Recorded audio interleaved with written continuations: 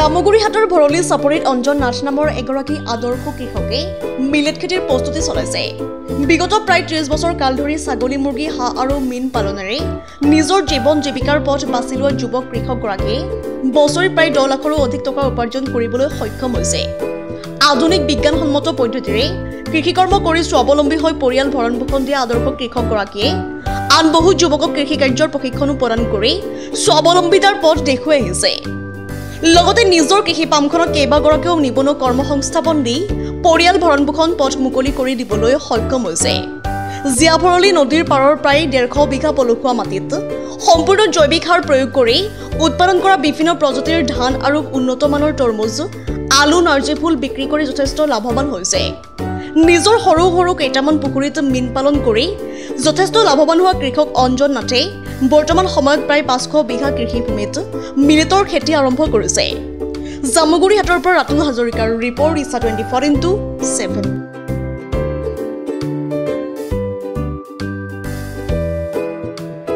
যি অঞ্জন নাথে প্ৰায় 500 বিঘাত যি নতুন পদ্ধতিৰে মিলেট খেতিৰ কৰিবলৈ ওলাইছে আৰু আপোনালোকেও বিভাগীয় কৰ্তৃপক্ষ হিচাপে উপস্থিত আছে, কি ক'ব?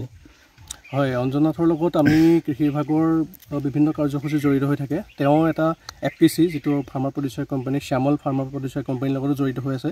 গতিকে সেই FPCৰ মাজেদিও নাইবা তেওঁ নিজাকৈও বহুতখিনি খেতি বাতি কৰিছে।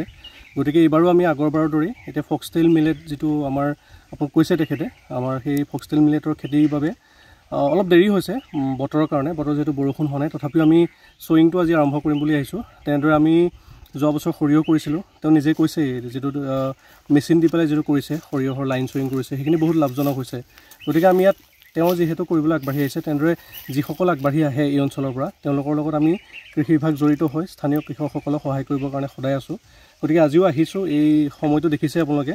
গতিকে এইখিনি জেগাত আমি আপোনাৰ এতিয়া ফক্সটেইল মিলেট কৰি ওচৰৰ মানুহখিনিকো দেখুৱাব বিচাৰোঁ যে এই বস্তুটো কেনেকৈ খেতিটো কৰে বা খেতিটোৰ পিছত কি লাভ হয়। তেওঁ কৈছে যে বহুতো মিনাৰেলছ আৰু ভিটামিনছ এইবিলাক পোৱা যায়। লগতে বৰ্তমান অসম মিলেট মিছনৰ অধীনত এটা ডাঙৰ কাৰ্যসূচী আমাৰ অসম চৰকাৰে গ্ৰহণ কৰিছে। গতিকে আমি সেই কাৰ্যসূচী অংশৰূপে আজি ইয়াত উপস্থিত হৈছোঁ। ধানটো প্ৰস্তুত হ'লে কিমান মাহ লাগিছে?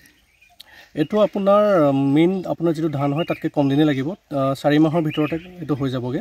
গতিকে আৰু যোৱা বছৰ ইয়াত কৰিছিলে সেইটো ফিংগাৰ মিলেট আছিলে, এইটো হয় ফক্সটেইল মিলেট। গতিকে দুইটা অলপ কোৱালিটি বেলেগ, আৰু এইটো আমাৰ চৰকাৰৰ কাৰ্যসূচীৰ অংশ হিচাপে সেইটো বীজখিনি ক্ৰয় কৰিব চৰকাৰে।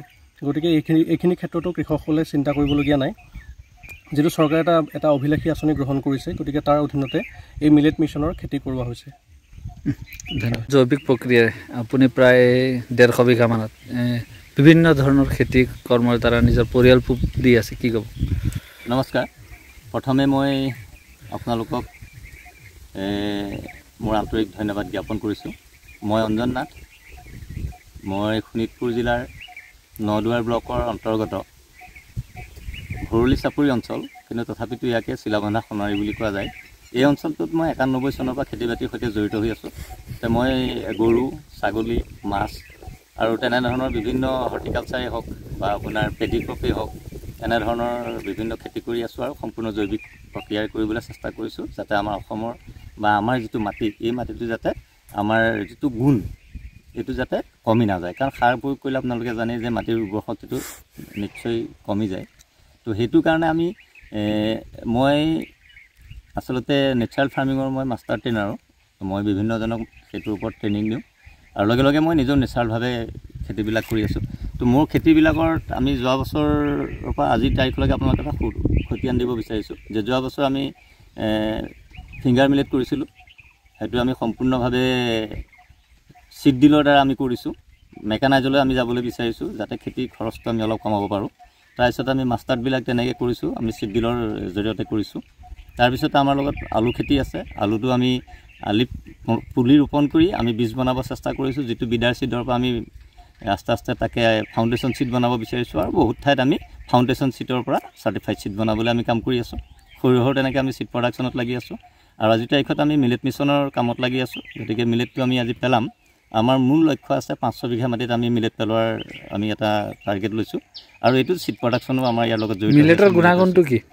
মিলেটটো হৈছে এনেকুৱা এটা খাদ্য যিটোক আচলতে চিধা কথাত ক'বলৈ গ'লে এইটো এটা ঔষধি খাদ্য বুলি আমি ক'ব পাৰোঁ কাৰণ মিলেটত যথেষ্ট পৰিমাণে প্ৰ'টিন ভিটামিনকে আদি কৰি যথেষ্ট মানে তাতে যিবিলাক ধৰক মানে ভিটামিন জাতীয় বস্তুবিলাক আছে আৰু আটাইতকৈ ডাঙৰ কথা যে মিলেট খালে যিসকল মানুহৰ ডায়েবেটিছ হৈ আছে আজিৰ তাৰিখত তেওঁলোকে যদি মিলেটটো 15 দিন ব্যৱহাৰ কৰে তেওঁলোকে গম পাব যে তেওঁলোকৰ ডায়েবেটিছটো সম্পূৰ্ণভাৱে নীল হৈ গৈছে গতিকে এনেধৰণৰ যথেষ্ট পটেনচিয়েল আছে মিলেট কিমান বিঘাত এইবাৰ পেলাবলৈ আমি 500 বিঘা মিলেট পেলাব বিচাৰিছোঁ আৰু তাৰে কাৰ্যসূচী আমি আজি আৰম্ভ কৰিছোঁ কিন্তু আচলতে আমাৰ বতৰটো অলপ খৰাং হোৱাৰ কাৰণে আমাৰ অলপ দেৰি হৈছে মিলেটটো পেলোৱা নহ'লে আমি আচলতে ফেব্ৰুৱাৰী মানতে আমি পেলাই শেষ কৰিব পাৰিলোহেঁতেন আৰু ইয়াৰ লগে লগে আমি ধান কৰি আছোঁ যিটো ড্ৰাই ড্ৰেচাৰ বুলি কোৱা হয় আমি চিড ডিলৰ জৰিয়তে আমি ধানবিলাক ফিল্ডত লাইনিংকৈ সিঁচি দিওঁ ইয়াত কি হয় আপুনি ধানৰ কঠীয়া পাৰিব নালাগে কঠীয়া উঠাব নালাগে কঠীয়া কুহিয়াব নালাগে আৰু সেইদৰে সিঁচি দিয়াৰ পিছত আমি ঘাঁহ নিয়ন্ত্ৰণৰ কাৰণে কিছুমান পেষ্টিচাইড বা হাৰ্বিচাইড ব্যৱহাৰ কৰোঁ তাৰপিছত আপুনি চাব যে